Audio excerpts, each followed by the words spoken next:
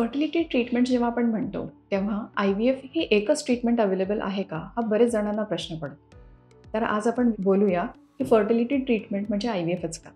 नमस्कार, मी डॉक्टर प्रिया खामतकर आणि मी आज आपल्याला सांगणार आहे की फर्टिलिटी रिलेटेड अजून काय ट्रीटमेंट्स आपल्याला अवेलेबल आहेत. जेव्हा कुठलंही कपल आपल्याकडे फर्टिलिटीसाठी ट्रीटमेंट घेण्यासाठी येतं, तेव्हा आपण त्यांच्या 5 गोष्टी महत्त्वाच्या बघतो. सगळ्यात पहिली गोष्ट तर स्त्रीबीजची क्वालिटी काय आहे, क्वांटिटी काय आहे. दुसरं म्हणजे पुरुषाच्या धातूचं क्वालिटी आणि त्याची बाकी मॉर्फोलॉजी, आणखीन त्याची मोबिलिटी कशी आहे. त्याच्यानंतर आपण बघतो की त्या स्त्रीचं काय आतापर्यंत इव्हॅल्युएशन झालं आहे, ट्यूब्सचं, युट्रसचं आणि सगळ्यात महत्त्वाचं म्हणजे hormones, tubes, uterus, egg quality आणि स्पर्मची क्वालिटी. ह्या 5 गोष्टी आहेत जे आपल्याला हेल्प करतं हे ठरवण्यासाठी की कोणती ट्रीटमेंट आपल्यासाठी सगळ्यात जास्त चांगली असणार आहे. आता ट्रीटमेंटची जेव्हा आपण गोष्ट करतो तेव्हा आपल्याकडे फक्त 3च ट्रीटमेंट्स आहेत. इधर आपण फॉलिक्युलोमेट्री करू शकतो आणि नॅचरली कधी ट्राय करायचं हे ठरवू शकतो.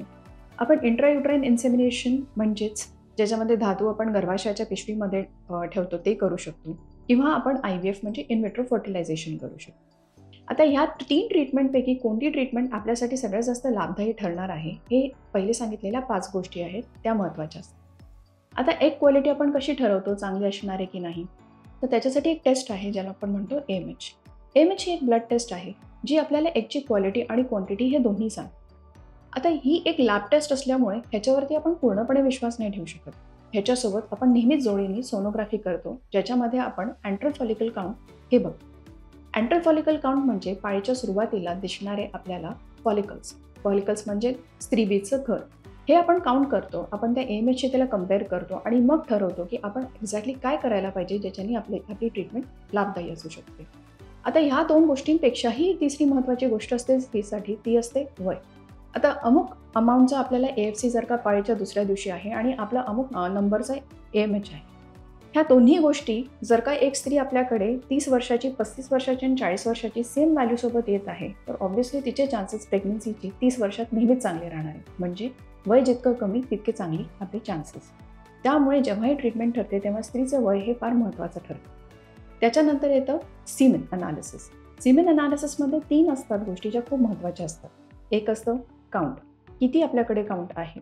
त्या काउंटनंतर येतं मोटिलिटीमध्ये पण A ग्रेड किती आहे, B ग्रेड किती आहे, आणि तिसरं म्हणजे मॉर्फोलॉजी. ह्या 3 गोष्टींचा आपण ॲनलाइज करतो आणि मग ठरवतो आपल्यासाठी काय चांगलं असणार आहे.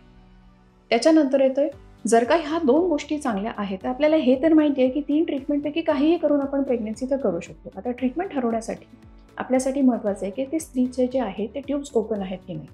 त्याच्यासाठी काही टेस्ट्स आहेत ज्याच्याने आपल्याला कळतं की स्त्रीची ट्यूब्स ओपन आहेत की नाही. त्याच्यानंतर सोनोग्राफीने आपल्याला कळतं गर्भाशयाची पिशवी कशी आहे, आणि सगळ्यात शेवटचं म्हणजे हॉर्मोन्स आपल्याला सांगतात की आपण कशा पद्धतीने ट्रीटमेंट आणि कशा पद्धतीने औषधी दिल्याने आपल्याला जास्तीत जास्त चांगला रिझल्ट भेटू शकतो.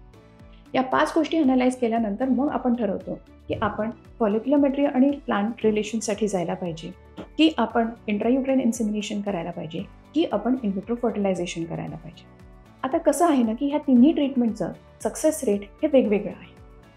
इंट्रायुट्राइन इन्सेमिनेशन म्हणा, फॉलिक्युलोमेट्री विथ प्लांट रिलेशन्स म्हणा आणि IVF म्हणा, ह्यांचे सक्सेस रेट हळूहळू करून वाढत जातात. पण कुठलीच गोष्ट तुम्हाला 100% नाही आहे. त्यामुळे जर का तुम्हाला ट्रीटमेंट चूज करायची आहे तर you should also look at की तुमचे काय रेड फ्लॅग्स आहेत आणि काय ग्रीन फ्लॅग्स आहेत. आता रेड फ्लॅग्स म्हणजे काय असू शकतात, तुमच्या याच्या अगोदर कुठला सर्जरी झाली आहे का तुम्हाला कधी TB झाला आहे आणि त्याच्यासाठी तुम्ही ट्रीटमेंट घेतली आहे का, तुम्हाला हायपोथायरॉइडिझम, BP, साखर, दमा अशातल्या काही आजार आहेत ज्याच्यासाठी तुम्ही ट्रीटमेंट घेत आहात, किंवा ह्याच्या अगोदर तुम्हाला प्रेग्नन्सी राहिलेली आहे आणि त्याच्यानंतर मिसकॅरेज झालेला आहे. ह्या सगळ्या गोष्टी आपण विचार करतो हे ठरवण्यापूर्वी की ह्या 3 पैकी आपण कुठली ट्रीटमेंट घ्यायची आहे. आणि ग्रीन फ्लॅग म्हणजे तुमचं वया इतकं दुसरं ग्रीन फ्लॅग काहीच असू शकत नाही. जितकं कमी वय तितकं चांगले चान्सेस प्रेग्नन्सीचे, आणि तितकंच आपण चांगलं ठरवू शकतो आपल्यासाठी कोणती प्रेग्नन्सी चांगली राहणार. तसंच जर का तुम्हाला एकदा प्रेग्नन्सी राहिली आहे ह्याचा अर्थ तुमच्या शरीराला बेसिकली प्रेग्नन्सीची जी हॉर्मोनल बॅलन्स आणि सगळं करायचं आहे ते माहिती आहे, आणि त्यामुळे प्रेग्नन्सी राहायचे चान्सेस त्याच्यामध्ये पण चांगले असतात.